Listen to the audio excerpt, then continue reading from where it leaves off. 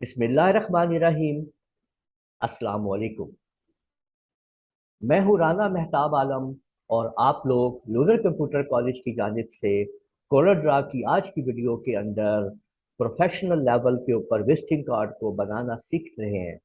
और इस वीडियो के अंदर हम आप लोगों को ये सिखाएंगे कि अगर आप लोगों के पास जो आप लोग कोरोड्रा का वर्जन यूज कर रहे हैं अंदर अगर आप लोगों के पास स्मार्ट फिल टूल नहीं है तो आप किस तरीके से स्मार्ट फिल टूल को फिल टूल को इस्तेमाल किए बगैर आप लोग किस तरीके से यहाँ पे इस किस्म की आप डिजाइनिंग कर सकते हैं।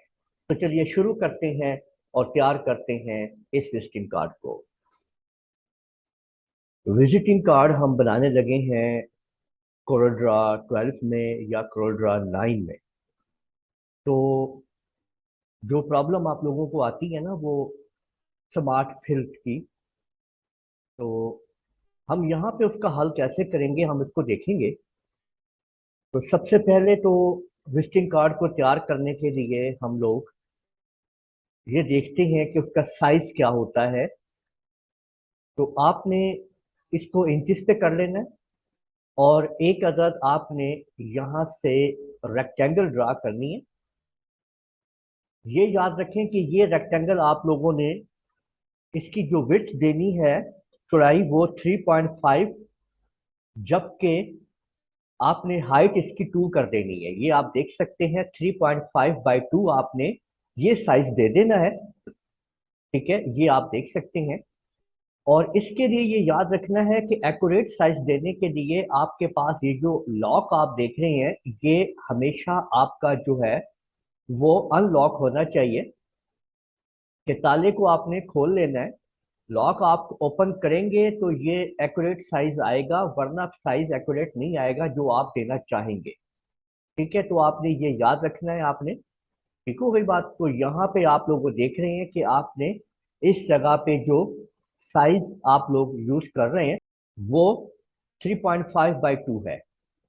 देखिए अब मैं इसके अंदर मुख्तलिफ किस्म के यहाँ पे डिजाइन डाल सकता हूँ और उनको अपनी मर्जी से कलर भी कर सकता हूँ। तो आप लोग स्टेप बाय स्टेप समझते जाइए और देखते जाइए।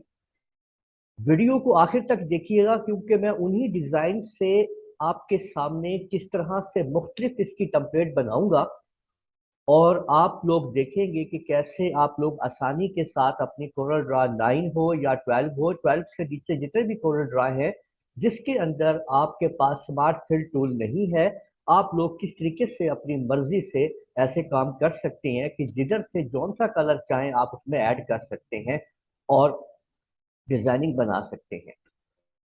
देखिए अब मैं यहाँ पे एक अदद लाइन ड्रा कर रहा हूँ। ये आपके सामने आप लोगों को पता है कि हमने किससे लाइन ड्रा की है। ये हमने लाइन ड्रा की है फ्री हैंड टूल से। ये मैंने एक लाइन ड्रा कर ली है यहाँ पे। अब शेप टूल की मदद से मैं इसको यहाँ से पकड़ के कंट्रोल से थोड़ा सा यहाँ ऊपर करता हूँ और यहाँ से पकड़ के मैं इसको इस तरीके से ऊपर कर देता हूँ। यहाँ तक आप देखिए मैंने इसको ऊपर कर दिया इधर तक। ठीक हो गया। तो शेप टूल से इसको मैंने इस तरीके से थोड़ा तिरछा कर दिया है और इसके मैंने यहाँ पे क्लिक किया एक दफा और इधर आप लोग देख सकते हैं कन्वर्ट लाइन टू कर्व पे क्लिक किया और इसको मैंने थोड़ा सा नीचे कर दिया। ठीक है, ये आपने देख लिया। और यहाँ से मैंने इसको जो है वो और ऊपर कर दिया है बिल्कुल इस जगह के ऊपर। ठीक हो गया। ये देखें कि ये मैंने काम कर दिया।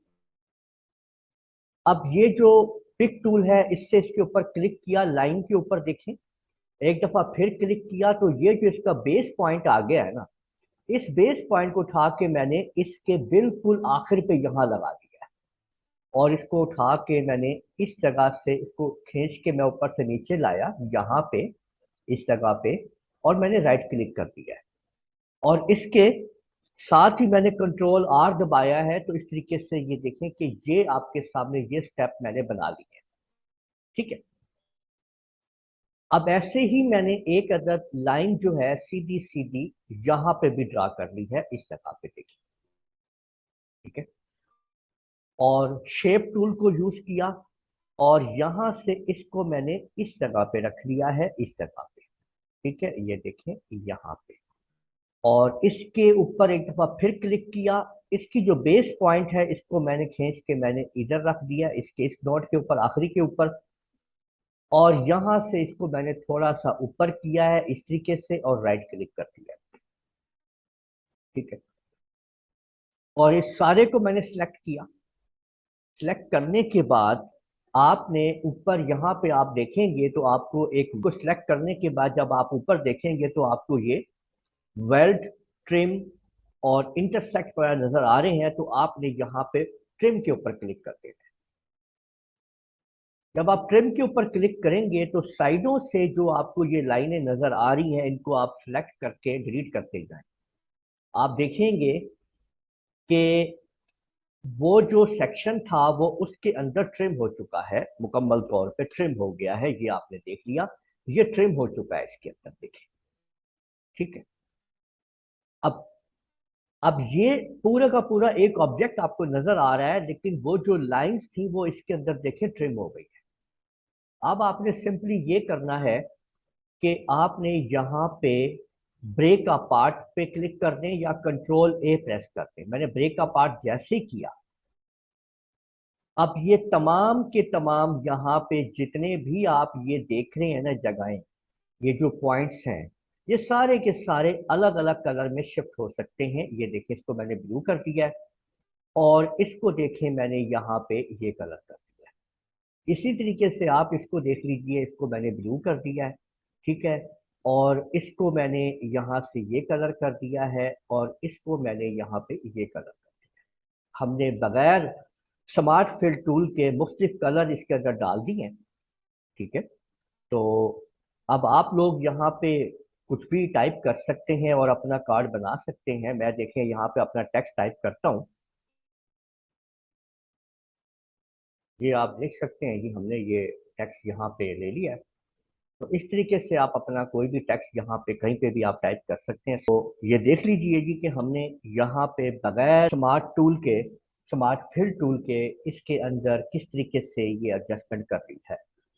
तो उम्मीद है आप लोगों को ये वीडियो पसंद आई होगी और आपने सीख लिया होगा कि किस तरीके से आप लोग स्मार्ट फिल टूल के बगैर भी आप लोग अपनी विजिटिंग कार्ड वगैरह बना सकते हैं।